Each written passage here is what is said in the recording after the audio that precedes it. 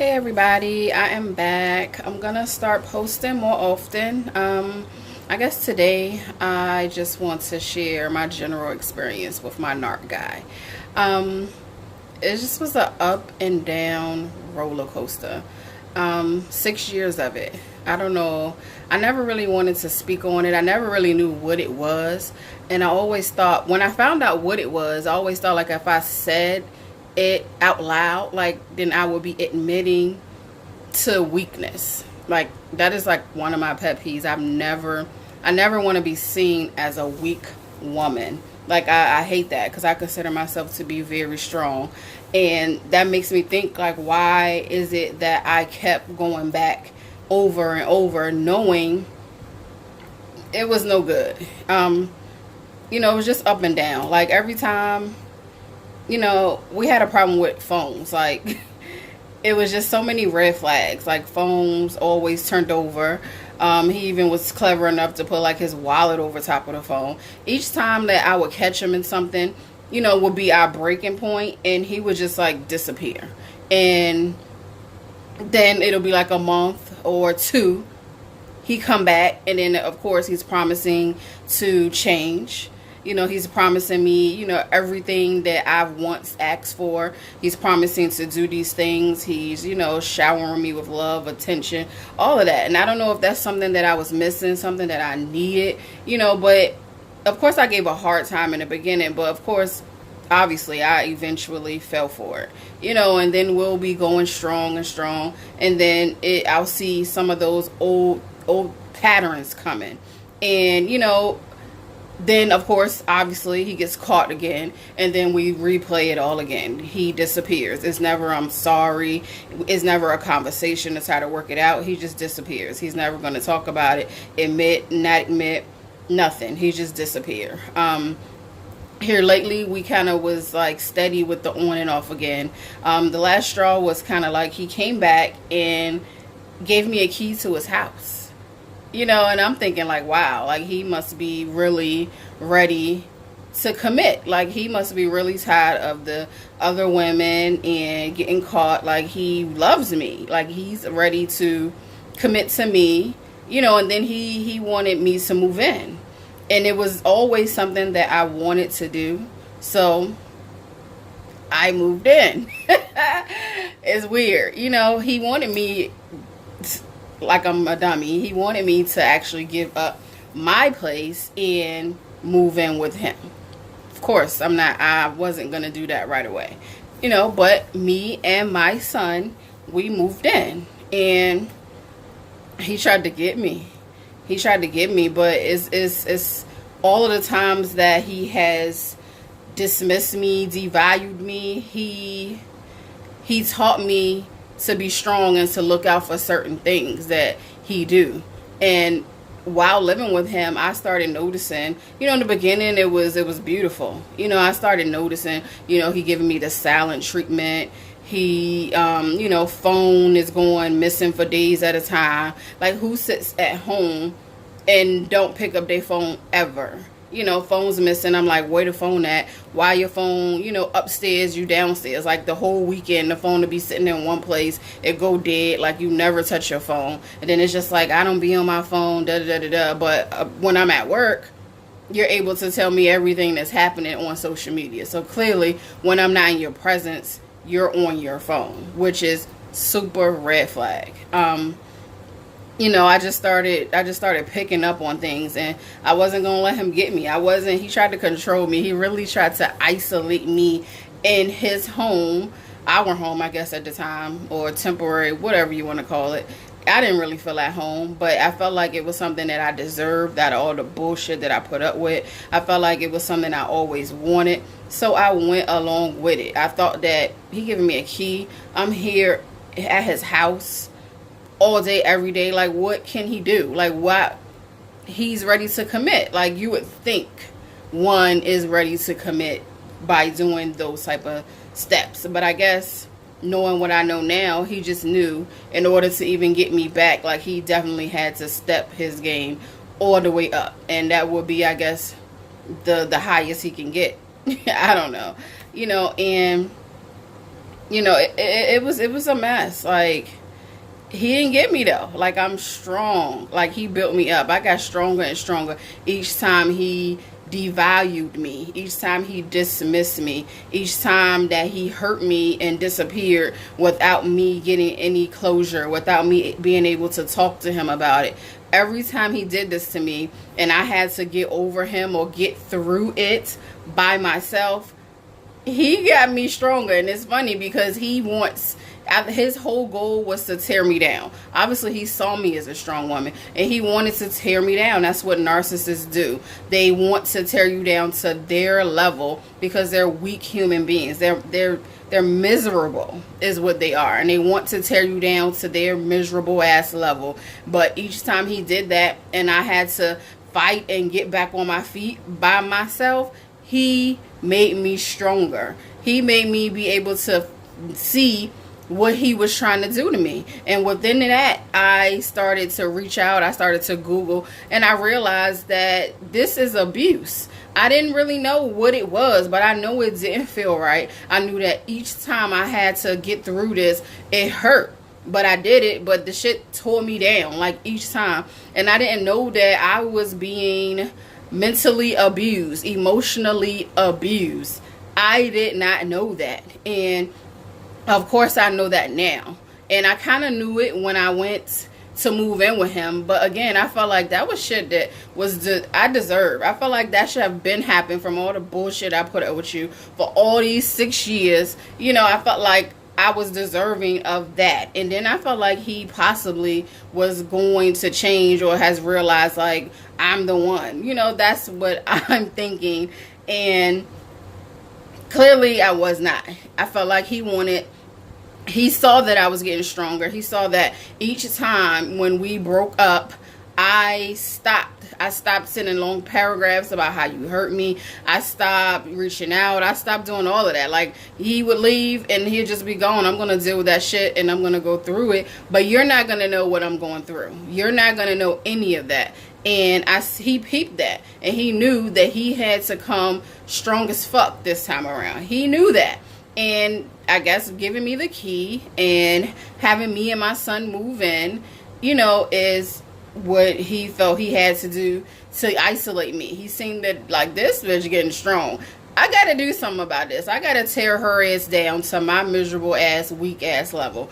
And that was his plan, I felt like. And it didn't happen. It was about 2, almost 3 months in. I just seen the pattern. I just seen the silent treatments. I seen the talking, you know, trying to talk down to me. I'm not having that. You know what I mean? Like, I'm not having that. Like, you're not gonna, I got a whole apartment, my own shit. I don't have to sit around here and be devalued by you and have you talk down to me. I'm not doing that. So I kind of stuck around a little longer than I wanted to because I had my son there. And I felt like because I brought my son in this situation, I'm not gonna leave abruptly. I'm not gonna just do what I would do if it was just me. So I sat through it a little bit. My son wasn't affected by it because he didn't know. He knew when we left. Of course, he wanted to know, like, why we're leaving. He knew then, but as it was going on, my son didn't know. So he was fine. My son didn't experience any type of emotional anything,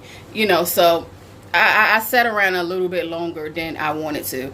And it just kept going on. I'm feeling like shit every time I wake up. Like, I'm feeling miserable. Like, I'm feeling like, why am I here? Like, I just want to lay in bed. Like, I don't want to even go downstairs. I don't even want to see you. Like, you're sucking all of my energy out. Like, and that's what he wanted to do.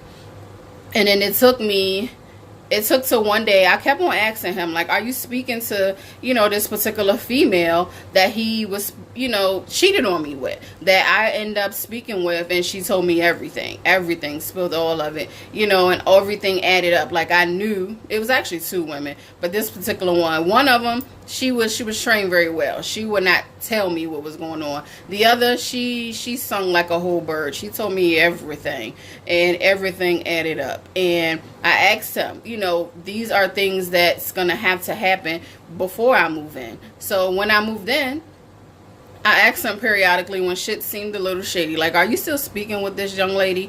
He's like, no. I'm not speaking with her. So, 3 months went past. Like, periodically, I'm asking him about this woman. And I was sitting at the table. Phone was at the table. And phone rings.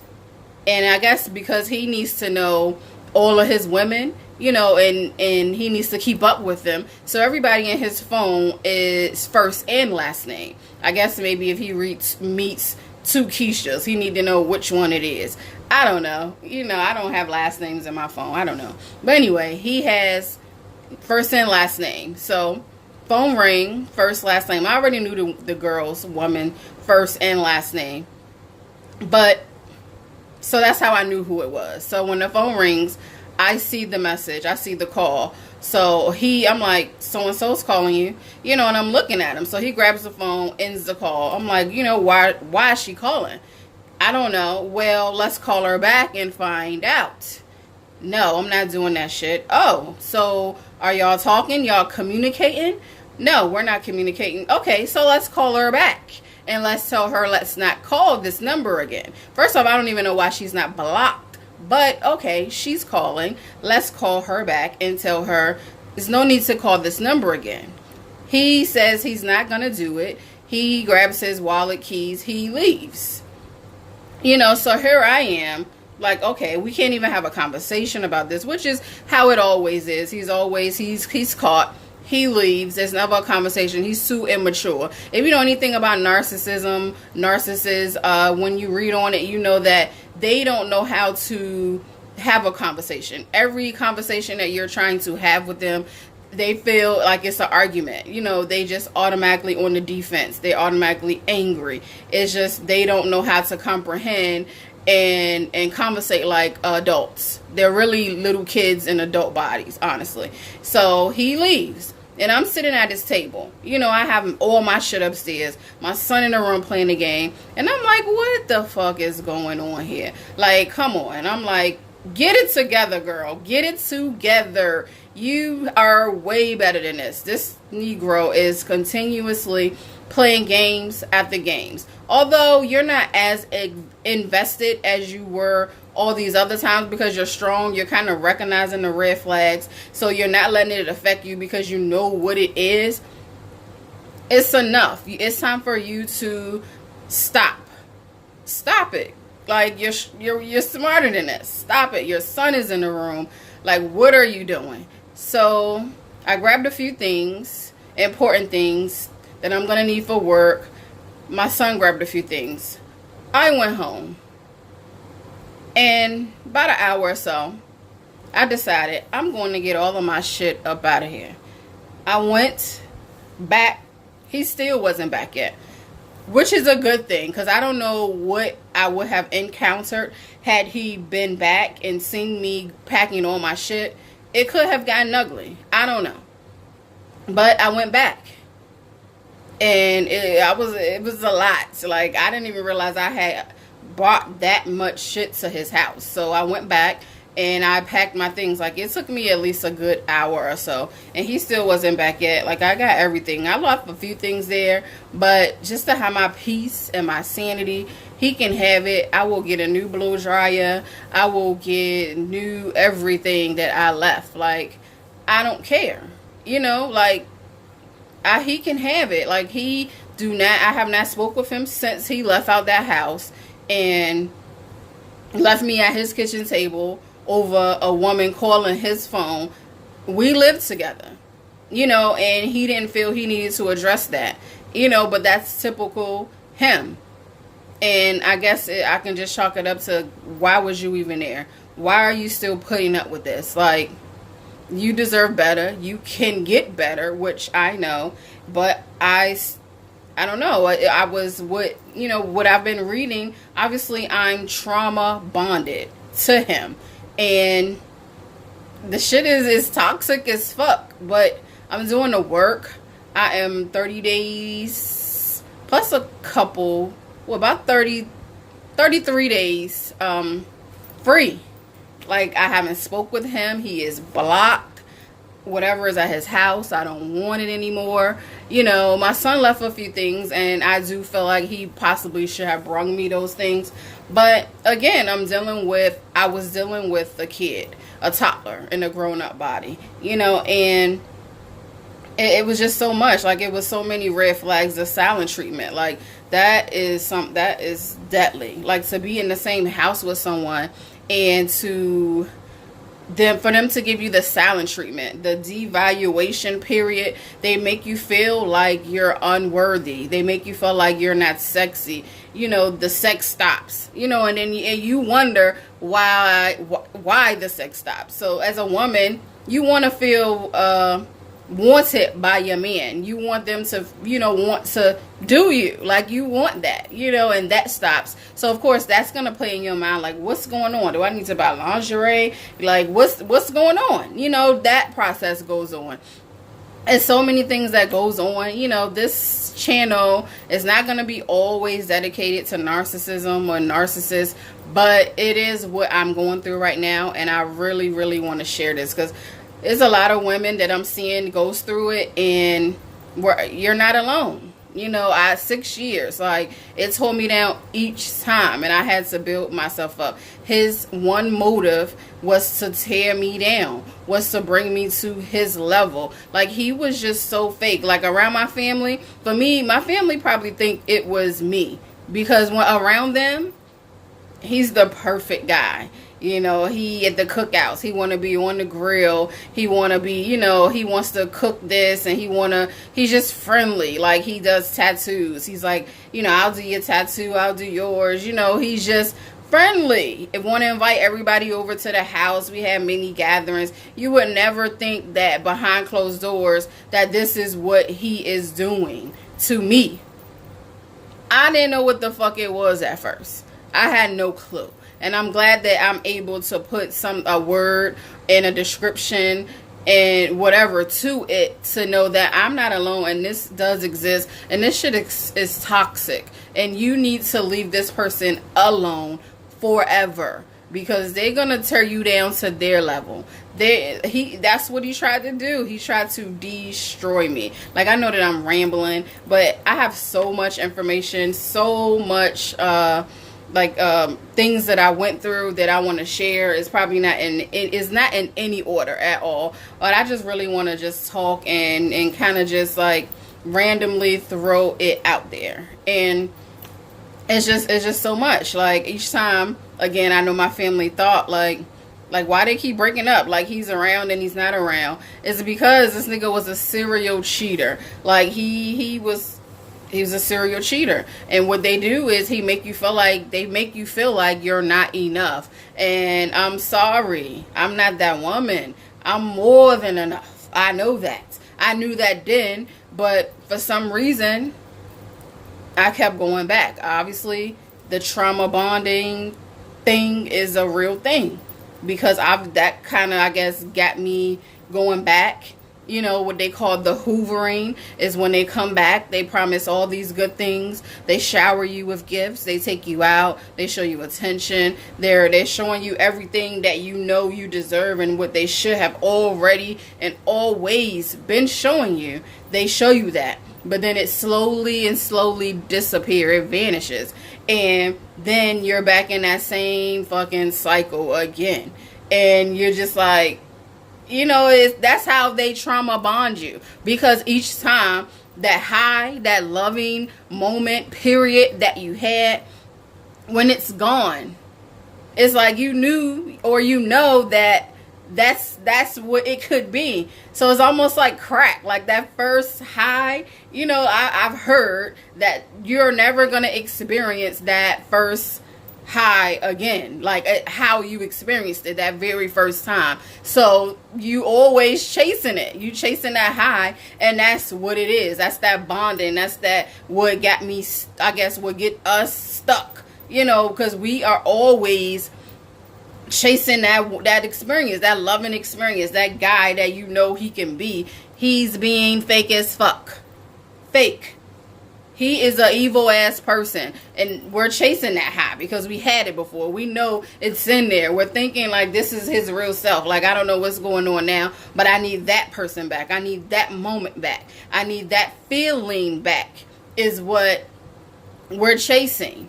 So it causes you to, try to step your game up, try to, get something sexy because you want that person back. You want that moment back. I've been there. I've done that. Like, I felt like it was like, what's going on? Like, am I wearing the same fucking nightgown? Like, do I need to get a new nightgown, a sexier nightgown, a tighter nightgown? What do I need to do, to get that moment back? So you start feeling like it's you. You start feeling like you're doing something wrong because that's how they conditioned it. They give it and then they take it. They give it and then they take it. So you're always chasing it. You're always trying to better or to shower them and to cater to them because you want to get them back to that place.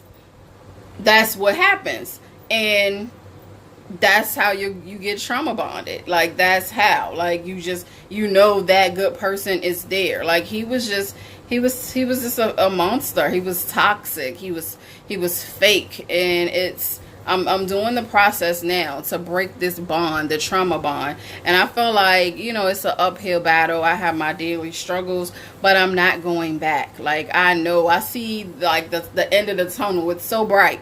And it's so many better dudes out there for me than him. That's going to show me real shit, real love, and not that conditioned love, not that toxic shit, not trying to break me down, but build me up. And that's exactly what I am going to get. I know it. I just really had to release this toxic shit, this roller coaster that I've been on for 6 years. 6 years. Like, he leave, fuck shit up, come back.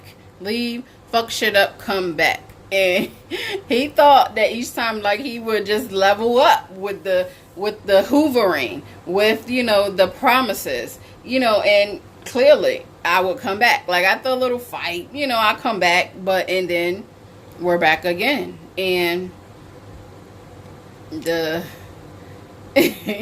all I can do is laugh. Like, really, all I can do is just laugh because it's really not even funny though. Because this is my life. This is real shit that I'm going through, like, right now. This is real shit that I dealt with. This is shit that I was under the same roof with. Like, this shit is mentally draining. Like, it fucks up your peace. It's toxic energy. They're toxic people. They're miserable. Like, whatever happened to them in their childhood that made them this way, I feel bad. But I can't, I've heard there's no fixing. Like, I don't know. I'm not an expert. I've been reading. I heard there's no fixing. I guess unless they want to be fixed, they can adjust it. I don't know if it would totally be gone. I don't know. I just know it's an uphill battle, and I'm going to take you guys with me. I'm going to share my random stories in no particular order. But I got lots of shit to talk about. I got lots of experiences. I got lots of everything. I can tell you about the red flags I had to see. I can tell you about just it all. Like, it's traumatic, and I'm going to get through this. Like, I'm going to get through this. I never really wanted to speak on it because I really did feel like me admitting this, that I was falling for this over and over, is really admitting that I was weak. Man, that shit just, it saddens me because I don't care about being looked at as many things. Like, I'm sure people, many things, but weak, I don't want it to be ever. And I don't know what that is or where that came from within me. I don't want to be looked at in nobody's eyes as a weak woman. And I feel like this situation has definitely weakened me and made me appear weak. But I also know You know, it's a disorder. Narcissism is a personality disorder. Uh, and he took me along for this ride. And, you know, I feel like it's not over because I felt it's been 30 days. He's coming back. But I'm ready. I'm ready for him when he do.